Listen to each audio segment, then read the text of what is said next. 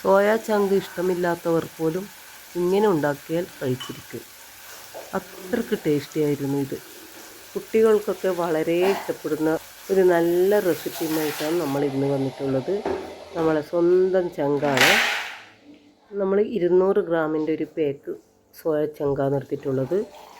അത് അത്യാവശ്യം തിളച്ച വെള്ളത്തിൽ കുതിർത്ത് 1 മണിക്കൂറോളം വെക്കണേ.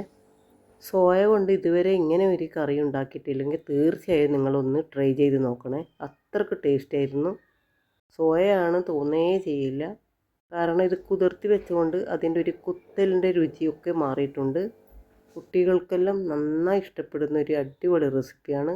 നിങ്ങൾ ഉണ്ടാക്കിയിട്ടില്ലെങ്കിൽ ഒന്ന് ട്രൈ ചെയ്ത് നോക്കുക. 1 മണിക്കൂറിന് ശേഷം നമ്മൾ നല്ലവണ്ണം കഴുകി വൃത്തിയാക്കി നല്ലവണ്ണം പിഴിഞ്ഞ് അതിലേക്ക് ആവശ്യത്തിന് മഞ്ഞൾപ്പൊടിയും 2 ടീസ്പൂൺ മുളക് പൊടിയും ഉപ്പും ചേർത്ത് നല്ലവണ്ണം കുഴച്ചെടുക്കണേ. ചോറിൻ്റെ കൂടെ വേറൊരു കറിയും വേണ്ടി വരില്ല ഇങ്ങനെ ഒന്നുണ്ടാക്കിയാൽ. ഇപ്പം മീനിനും ചിക്കനും എല്ലാം നല്ല വിലയാണല്ലോ. അപ്പോൾ ഇടയ്ക്ക് ഒരാഴ്ചയിലും ഒരിക്കലും നമുക്കിങ്ങനെ ഒന്ന് ഉണ്ടാക്കി കഴിച്ച് നോക്കണം. എപ്പോഴും മീനും ഇറച്ചിയും തന്നെ വേണമെന്നൊന്നുമില്ലല്ലോ. അങ്ങനെ മുളക് പൊടിയും മഞ്ഞൾപ്പൊടിയും ഉപ്പും എല്ലാം ചേർത്ത് നല്ലവണ്ണം കുഴച്ചെടുത്ത് ആ പ്ലേറ്റിൽ നിന്ന് കുഴച്ചെടുക്കാൻ പറ്റാത്തതുകൊണ്ട് നമ്മളൊരു കുഴിയുള്ള പാത്രത്തിലിട്ട് നല്ലവണ്ണം കുഴച്ചെടുക്കട്ടെ. എന്നാലേ മസാലകളൊക്കെ എല്ലാറ്റിനും പിടിച്ചിരിക്കും. നല്ലവണ്ണം കുഴച്ചെടുക്കണം. സത്യം പറയാലോ, ഇത് എനിക്ക് ആദ്യം തീരെ ഇഷ്ടമില്ലാത്തൊരു സാധനമാണ്. കാരണം നല്ലവണ്ണം ഉണ്ടാക്കിയാലല്ലേ നമുക്ക് ഇഷ്ടപ്പെടാൻ പറ്റും. പിന്നെ കുട്ടികൾക്കെല്ലാം ഭയങ്കര ഇഷ്ടമായിരുന്നു. അതുകൊണ്ടാണ് നമ്മൾ ഉണ്ടാക്കാറ്. പിന്നെ കുട്ടികൾക്ക് ഉണ്ടാക്കുമ്പോൾ നമ്മളും കൂടി അത് കഴിച്ച് നോക്കിയപ്പോഴാണ് ഇതിൻ്റെ ടേസ്റ്റ് മനസ്സിലായത്. ആദ്യമൊക്കെ ഇത് കാണാറുള്ളത് പച്ചക്കറി ബിരിയാണിയിലല്ലേ. ഞാൻ അങ്ങനെയാണ് കണ്ടിട്ടുള്ളത്. ആദ്യമൊക്കെ എനിക്കിതെന്താ സാധനം എന്ന് പോലും അറിയില്ലായിരുന്നു. പിന്നെ നമ്മളിത് വാങ്ങിയാൽ സാധാരണ ഉപ്പും മുളകും മാത്രം ചേർത്ത് വറുത്ത് കോരുകയാണ് പതിവ്. പിന്നെ കറിവേപ്പില കൂടി ഉണ്ടെങ്കിൽ ചേർത്ത് കൊടുക്കും. ഇപ്പം മനസ്സിലായി ഈ സോയ വെച്ചിട്ട് പല മോഡൽ കറികൾ ഉണ്ടാക്കാൻ പറ്റുമെന്ന്. ആദ്യം നമ്മൾ ചൂടുവെള്ളം ഒഴിച്ച് കുതിർത്ത് വെക്കാറൊന്നുമില്ലായിരുന്നു. ചൂടുവെള്ളം ഒഴിച്ച് കുതിർത്ത് വെച്ച ശേഷം ഇങ്ങനെ ചെയ്തത് കൊണ്ട് സോയ ചങ്കാണെന്ന് മനസ്സിലാകുകയേ ചെയ്യില്ല. അങ്ങനെ നമ്മൾ ഒരു പാനിൽ കുറച്ച് ഓയിൽ ഒഴിച്ച് കൊടുത്തു. പിന്നെ ഇത് നല്ലവണ്ണം പൊരിച്ചെടുക്കണേ. നല്ല ക്രിസ്പി ആയിട്ട് തന്നെ പൊരിച്ചെടുക്കണം. ഒരു 10-15 മിനിറ്റ് മതിയാകും ഇതുണ്ടാക്കിയെടുക്കാൻ. ഇനി രാവിലെയാണ് ഇതുണ്ടാക്കുന്നെങ്കിൽ തലേന്ന് കുതിർത്ത് വെച്ചാൽ മതി. എന്നിട്ട് നല്ലവണ്ണം കഴുകി ഊറ്റിയാൽ മതി. നിങ്ങൾ എൻ്റെ ചാനൽ ആദ്യമായിട്ടാണ് കാണുന്നതെങ്കിൽ ഒന്ന് സബ്സ്ക്രൈബ് ചെയ്ത് സപ്പോർട്ട് ചെയ്യണേ. ആ ബെല്ലൈക്കനും കൂടി ഒന്ന് അമർത്തിയേക്കണേ. അങ്ങനെ നമ്മളെ സോയ എല്ലാം നല്ലവണ്ണം പൊരിച്ചെടുത്തിട്ടുണ്ട്. ആ കടായിൽ തന്നെ നമ്മൾ കുറച്ച് ഓയിൽ ഒഴിച്ച് കൊടുത്ത്, ഇനി ഓയിലോ വെളിച്ചെണ്ണ എന്ത് വേണമെങ്കിൽ ഒഴിച്ചു കൊടുക്കാം. അതിലേക്ക് ചെറിയ 2 ഉള്ളിയാണ് വളരെ ചെറുതായി അരിഞ്ഞിട്ട് ചേർത്ത് കൊടുത്ത് നന്നായി വഴറ്റിയെടുക്കണേ. നമ്മൾ സോയ വറുക്കുമ്പോൾ അതിലേക്ക് ആവശ്യത്തിന് ഉപ്പ് ചേർത്തത് കൊണ്ട് മസാലക്കൂട്ടെല്ലാം ശരിയായി കഴിഞ്ഞാൽ ഉപ്പില്ലെങ്കിൽ മാത്രം ചേർത്ത് കൊടുത്താൽ മതി. കൂടുതലായി പോകാൻ പാടില്ലേ. പിന്നെ 2 പച്ചമുളക് മാത്രമാണ് ചേർത്ത് കൊടുത്തിട്ടുള്ളത്. അത് വേണമെങ്കിൽ മാത്രം ചേർത്ത് കൊടുത്താലും മതി.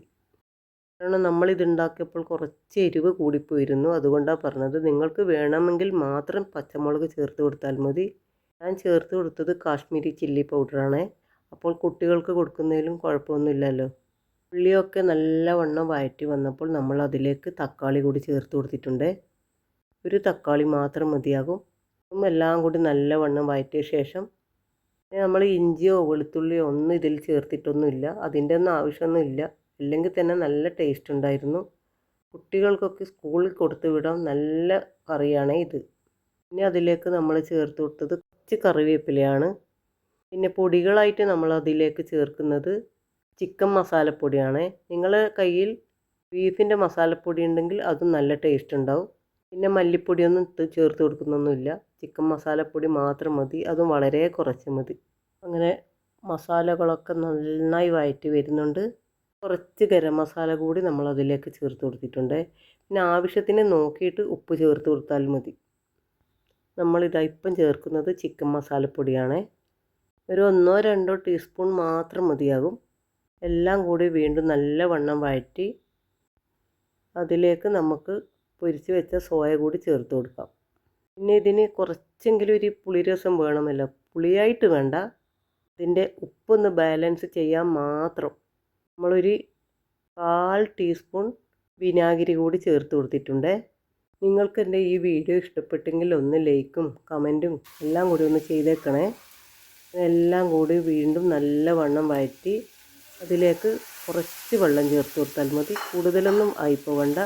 ചേർത്ത് കൊടുത്ത തക്കാളിയും ഉള്ളിയും എല്ലാം ഒന്ന് വെന്ത് കിട്ടാൻ മാത്രം മതി വെള്ളം. പിന്നെ സോയയും തക്കാളിയും ഉള്ളിയും മസാലകളും എല്ലാം ഒന്നിച്ച് വെന്ത് വരുമ്പോൾ നല്ല ടേസ്റ്റായിരിക്കും. ഇത് ചപ്പാത്തിൻ്റെയും പൊറോട്ടൻ്റെയും എല്ലാറ്റിൻ്റെയും കൂടെ കഴിക്കാൻ പറ്റിയ അടിപൊളി റെസിപ്പിയാണ്. നിങ്ങൾ ഇതുവരെ ഇതുപോലെ ഉണ്ടാക്കിയിട്ടില്ലെങ്കിൽ ഒന്ന് ഉണ്ടാക്കി നോക്കണേ. എന്നിട്ട് എനിക്ക് കമൻറ്റ് ചെയ്താൽ മതി.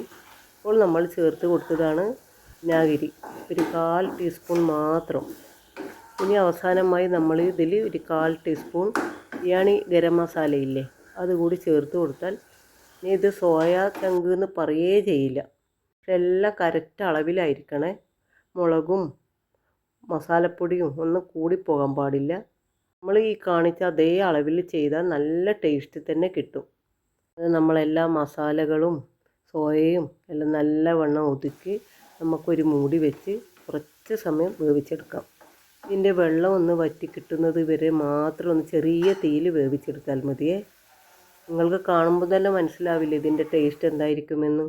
ചിക്കൻ മസാലയുടെയും ഗരം മസാലയുടെയും എല്ലാം കൂടി ചേരുമ്പോൾ ഉള്ളൊരു ടേസ്റ്റ് നിങ്ങളൊന്ന് ആലോചിച്ച് നോക്കൂ. നിങ്ങളുടെ കയ്യിൽ സോയ ഉണ്ടെങ്കിൽ ഇന്ന് തന്നെ ഒന്ന് ഉണ്ടാക്കി നോക്കിക്കോളൂ. അങ്ങനെ എല്ലാം മൂടി വെച്ച് നമുക്കൊന്ന് നന്നായി വേവിച്ചെടുക്കാം. കുറേ സമയമൊന്നും വെന്ത് കിട്ടേണ്ട ആവശ്യമില്ല. വെള്ളം ഒന്ന് വറ്റുന്നത് വരെ മാത്രം വേവിച്ചാൽ മതിയാകും. അതങ്ങനെ നമ്മളെ സോയ എല്ലാം നന്നായി വെന്ത് വന്നിട്ടുണ്ട്. നല്ല സ്മെല്ലും ഉണ്ട്, നല്ല രുചിയും ഉണ്ടായിരുന്നു കഴിക്കാൻ. നമ്മൾ ഇന്നത്തെ വീഡിയോ ഇത്രയേ ഉള്ളൂ. നാളെ വീണ്ടും നല്ലൊരു റെസിപ്പിയുമായി വരുന്നത് വരെ തൽക്കാലം നമ്മൾ പോകുന്നുണ്ട്. Tata, bye bye.